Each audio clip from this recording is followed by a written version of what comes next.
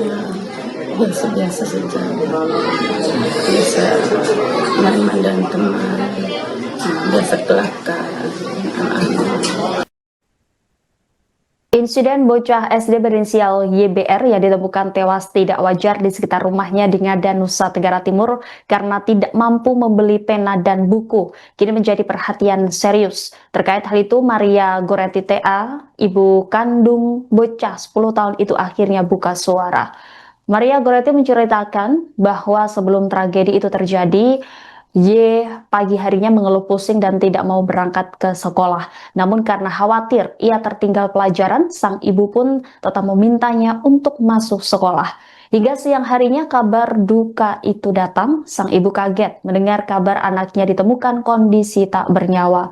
Terkait isu korban mengakhiri hidup dipicu permintaan uang Rp10.000 untuk beli buku dan pena yang tidak dituruti, Maria Goretti membantahnya. Ia menegaskan isu tersebut tidak benar adanya. Disebutnya sang anak tidak mengeluh dan tidak ada yang janggal terkait hal tersebut. Sementara sang nenek menyampaikan bahwa YBR dikenal sebagai anak yang pendiam dan penurut. YBR disebut tidak pernah menunjukkan perilaku aneh. Semasa hidup, YBR tidak pernah mengeluh soal buku tulis dan pulpen untuk sekolah.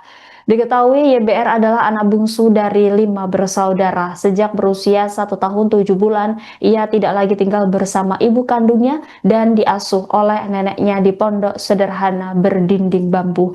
Ayahnya telah merantau ke Kalimantan sejak 11 hingga 12 tahun yang lalu dan tidak pernah kembali. Sehari-hari selain bersekolah, Y kerap membantu neneknya menjual sayur, ubi, dan kayu bakar. Untuk makan, mereka mengandalkan hasil kebun seadanya. Pisang dan ubi menjadi menu paling sering. Sebelum kejadian almarhum melakukan aksi yang menyedihkan itu, kira-kira apa sih, ada percakapan apa sih antara mama dan almarhum? Tidak ada percakapan apapun. Hanya Kamis pagi itu mau pergi sekolah, sebelum pergi sekolah, dia bilang sama saya terus pergi sekolah, saya kepala pusing.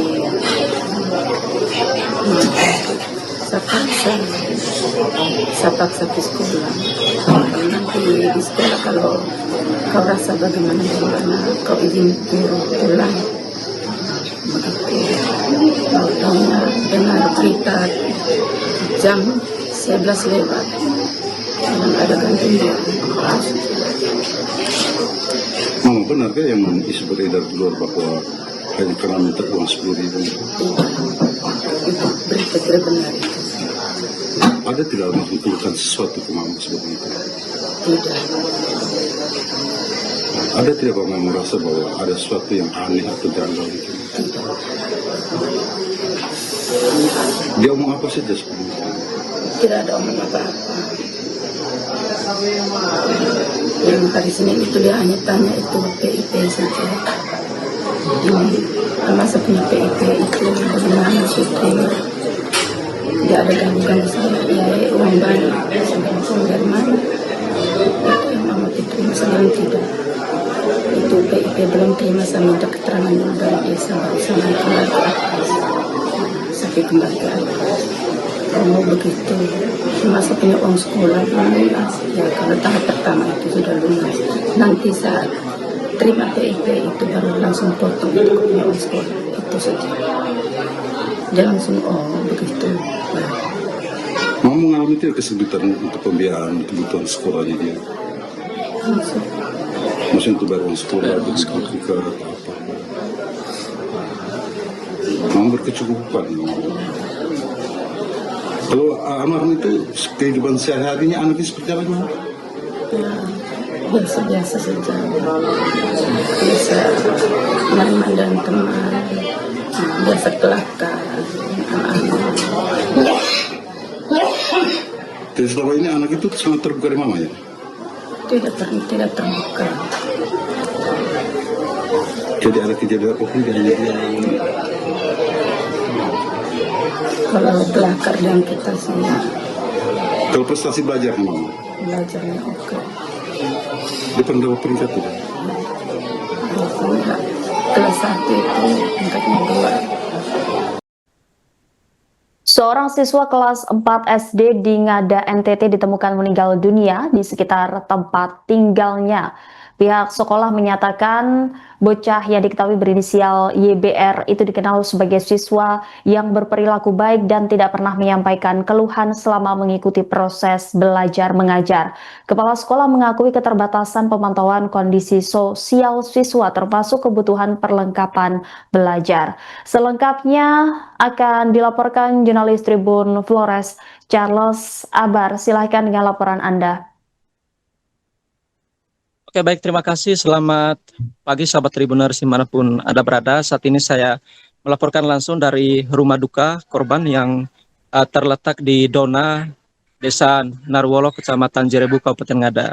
Ya, sahabat Tribuners, kejadian ini merupakan sebuah tragedi yang memilukan dan terpukul sekali, terlebih khusus pihak sekolah yang di mana tempat YBR bersekolah saat ini dia duduk di bangku kelas 4 SD.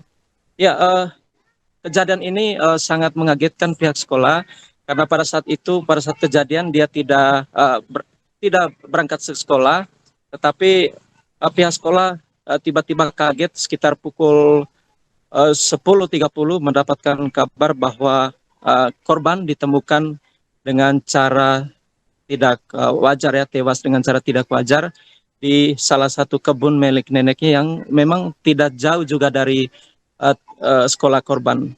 Ya, berdasarkan penggalian kami, sosok korban ini merupakan anak yang sangat disiplin, bahkan dia sangat berprestasi. Terakhir kali pada semester ganjil kemarin dia kelas 3, terakhir kali dia mendapatkan ranking kelima dalam kelasnya itu. Dan ini juga yang membuat pihak sekolah sangat kaget karena anaknya juga ini sangat ramah dan sangat berbelas kasih, bagaimana dia mudah bergaul dengan teman-temannya, dan diceritakan oleh guru agamanya bahwa beliau itu punya teman dekat satu yang tiap hari dia selalu membantu, baik untuk membantu proses pelajaran maupun membantu aktivitas proses bergaul di sekolah, karena anak ini mengalami keterbatasan perkembangan fisik dan lain sebagainya. Dia membantu anak itu selama berada di kelas maupun berada di lingkungan sekolah. Ya, sekolah mengatakan bahwa sehari atau beberapa hari sebelum kejadian ini tidak ada tanda-tanda bahwa yang menonjol terhadap korban, namun dia memang salah satu anak yang periang sehingga tidak ada hal-hal yang mencurigakan, bahkan itu diakui juga oleh wali kelas korban bahwa anak ini tidak ada hal yang menonjol. Terkait apakah dia selama proses pembelajaran itu mengalami keterbatasan, selama ini diakui bahwa oleh wali kelasnya itu bahwa dia selama ini berjalan belajar dengan baik dan masih memiliki pulpen dan buku. Ya, kejadian ini mengagetkan sekolah di mana dia bersekolah di SDN di SDN di situ, bahwa ini mereka harapkan bahwa ini merupakan kejadian yang terakhir dan menjadi pelajaran ke depan untuk sekolah lebih mengenal lebih dekat pribadi di anak-anak agar mereka mengetahui kondisi mental anak-anak di sekolah tersebut. Ya, saat ini sahabat Tribuners, saya sedang berada di depan rumah duka yang berada di Dona, di mana saat ini keluarga dan kerabat maupun dari instansi-instansi pemerintahan juga turut datang keluar masuk di rumah duka ini untuk memberikan duka cita yang mendalam dan juga memberikan santunan untuk memberikan penguatan bagi keluarga korban yang ditinggalkan, terlebih khusus mama korban dan juga nenek korban. Dan saat ini update terbaru juga bagaimana proses yang sedang dijalankan oleh kepolisian Polres Ngada saat ini. Polres Ngada tadi kami mendapat informasi sedang memintai keterangan lebih mendalam kepada ibu korban dan juga nenek korban, dan baru-baru pihak dari Polres sudah menjemput keluarga korban untuk diminta keterangan di Polres Ngada. Dan kami juga mendapatkan informasi sahabat Tribunnews bahwa beberapa instansi pemerintahan dari pusat, ada perwakilan dari Kemendagri, kemudian juga dari perwakilan dari Dinas Sosial akan turun di Kabupaten Ngada ini untuk melihat langsung kondisi di baik di rumah korban maupun keluarga dari korban yang ada di desa Narwolo, di tepatnya di Dona ini. Demikian yang saya dapat laporkan dari Dona, Kecamatan Narwolo, Kecamatan Jerebu, Kabupaten Ngada. Saya kembalikan ke Anda di studio. Baik, terima kasih Charles Abar, jurnalis Tribun Flores. Selamat kembali bertugas. Siswa itu orang yang penurut, itu orang paling penurut. Malahan dia mengajar lagi ada satu anak yang sedikit kurang normal. Dan yang kedua, dan waktu itu ada berita itu, saya kebetulan sakit hati guru yang lain yang jalan. Saya jalan, tapi saya tinggal di kelas. Jadi kepribadian selama ini korban ini sangat penurut dan ya baik, itu orangnya pintar. Bapak ini kan dia mengalami, mungkin dibilang ada keterbatasan lah ya, secara dia ditinggal oleh ayahnya. Kemudian apakah selama ini ada tanda-tanda bahwa dia itu kurangnya perhatian dari orang tua atau? Ya tidak punya perhatian orang tua, kurang sekali. Dan sehingga dia tinggal dengan nenek saja. Selama ini dia tinggal dengan nenek? Iya, dengan nenek. Nah, jadi setiap berangkat sekolah apakah ada hal-hal yang tidak lazim atau seperti apa, atau ya, ada? Terpaksa dia minta nenek.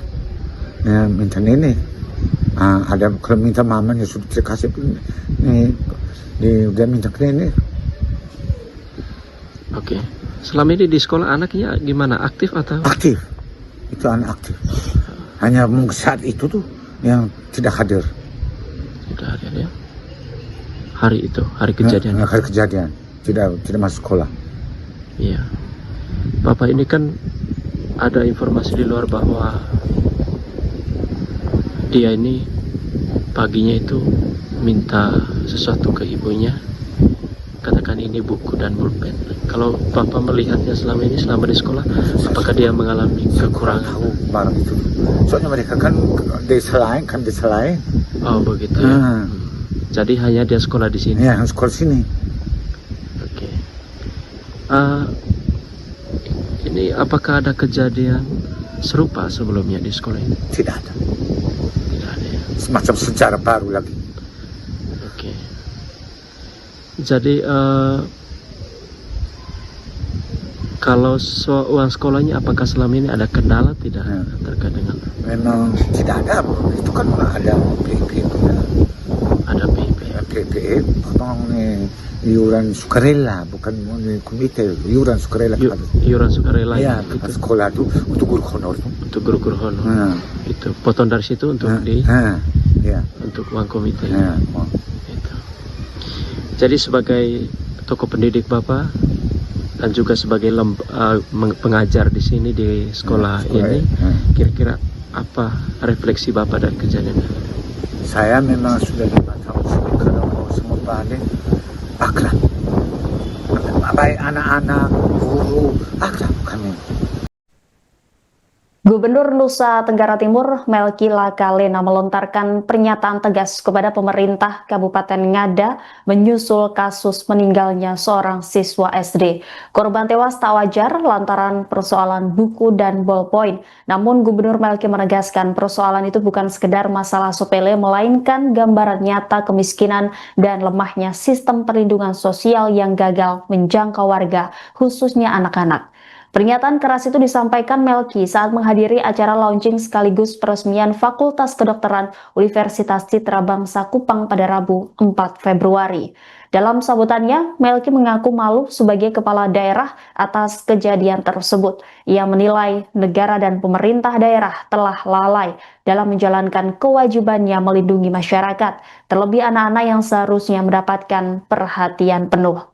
Untuk memastikan kebenaran informasi, Melki mengaku telah berupaya menghubungi pimpinan daerah setempat, namun hingga beberapa waktu ia tidak mendapat respon. Gubernur menilai kasus ini sebagai kegagalan secara menyeluruh. Tidak hanya pemerintah daerah, tetapi juga sistem sosial, komunitas hingga peranata keagamaan yang seharusnya hadir sebagai penyangga bagi masyarakat. Melki pun menekankan agar kejadian serupa tidak boleh terjadi lagi di wilayah Nusa Tenggara Timur.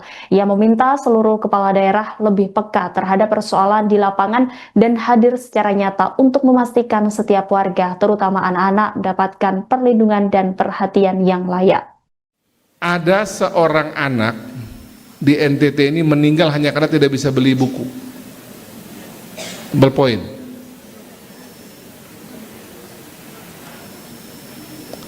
Sejak 2 hari lalu itu banyak menteri WA saya, banyak pimpinan DPR, teman-teman saya juga WA saya. Apa yang terjadi di NTT kok kayak begini?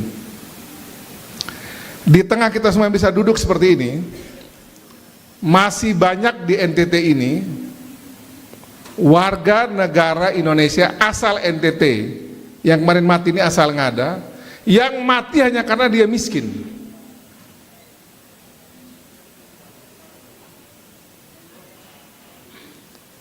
Agak terganggu juga saya. Mau jawab tuh saya punya lidah juga keluh juga, tangan saya susah juga jawabnya.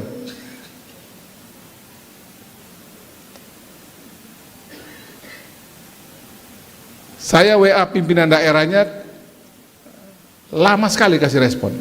Akhirnya saya minta orang saya sendiri turun pergi cek. Mungkin ini sudah biasa orang mati kali di daerah ya.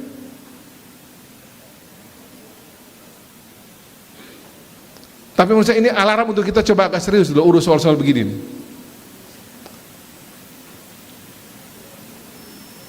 Dan syukur kejadian ini Pak Wali, Bapak Ibu kita yang hadir di Jakarta ini, syukur ini diketahui publik setelah kita rakornas, Pak. Bayangkan itu kejadian Pak Prabowo pegang duluan, Pak pasti mati kita dicincang waktu kemarin. Nggak Pak Prabowo paling marah model-model begini ini. Ini kan kita tidak tahu apa yang salah, tapi berarti peranata sosial kita berarti gagal urus model beginian. Pemerintahan kita juga gagal, provinsi sama, Kabupaten Ngada juga sama. Kita punya peranata agama juga gagal, peranata budaya juga gagal, sampai ada orang mati karena miskin begini. Nah untuk itu saya minta kita semua ada di tempat ini, para pejabat-pejabat daerah, saya juga harus kritik diri saya sendiri, kayak begini cukup ini yang terakhir sudah nih. Dan jangan kira kepala-kepala daerah atau kepala daerah, sekda-sekda ini merasa ini persoalan biasa. Ini pas sekda kan pas ada ini. Tadi malam saya cek terakhir, belum ada Pemda Ngada datang mewakili pergi menyampaikan berduka pada ini keluarga korban. Kan gila nih model gini. Nggak boleh begitu Pak Sekda, nggak boleh. Kirim orang secara resmi dari Pemda Ngada, itu kita gagal sebagai pemerintah. Tadi malam saya masih cek belum ada tuh Pemda Ngada turun secara resmi ya. Itu nggak boleh itu. Sebagai pemerintah kita gagal urus warga negara kalau model begini. Malu saya sebagai gubernur model ini. Masa ada warga negara mati hanya karena model begini. Tapi kan itu bukan urusan pemerintah provinsi. Kita gagal Pak Sekda. Turunkan orang apa ya, malu kita sebagai pemerintah model begini. Ada warga kita mati hanya karena model begini. Harus ke sana. Kuburannya tidak boleh pakai tanah. Kuburkan dia dengan layak. Kita harus seperti Mother Teresa itu loh. Dia pun mati sebagai manusia. Nggak boleh model begini. Malu saya sebagai gubernur model begini. Jangan ada model-model begini kejadian ini. Besok ada lagi model begini, Pak. Saya tuntut orang-orangnya. Kalaupun saya salah, saya siap dituntut. Kesalahan itu ada di mana, siap dia dituntut untuk itu. Masa ada warga negara mati hanya karena model begini? Guna apa kita punya perangkat itu PKH, perangkat sosial segala macam, uang ngalir triliunan ke NTT urusan orang miskin. Masih ada yang mati urusan begini. Download Tribun X sekarang, menghadirkan lokal menjadi Indonesia.